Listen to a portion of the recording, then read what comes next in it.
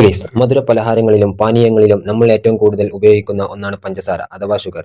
ഈ പഞ്ചസാര ഉപയോഗിക്കുമ്പോൾ നമ്മുടെ ശരീരത്തിനുണ്ടാകുന്ന ദോഷങ്ങൾ എന്തൊക്കെയെന്ന് നമുക്കൊന്ന് നോക്കാം. പഞ്ചസാരയിൽ ഉയർന്ന കലോറിയും കുറഞ്ഞ പോഷകഗുണവും അടങ്ങിയിട്ടുള്ളതിനാൽ ശരീരഭാരം കൂടാനും പൊണ്ണത്തടിക്കും ഇത് കാരണമാകും. പതിവായി അമിതമായി പഞ്ചസാര കഴിക്കുന്നത് ഇൻസുലിൻ പ്രതിരോധത്തിന് കാരണമാവുകയും ടൈപ്പ് 2 പ്രമേഹത്തിന് സാധ്യത വർദ്ധിപ്പിക്കുകയും ചെയ്യും. ഉയർന്ന പഞ്ചസാരയുടെ അളവ് മൂലം രക്തസമ്മർദ്ദം വർദ്ധിപ്പിക്കുന്നു.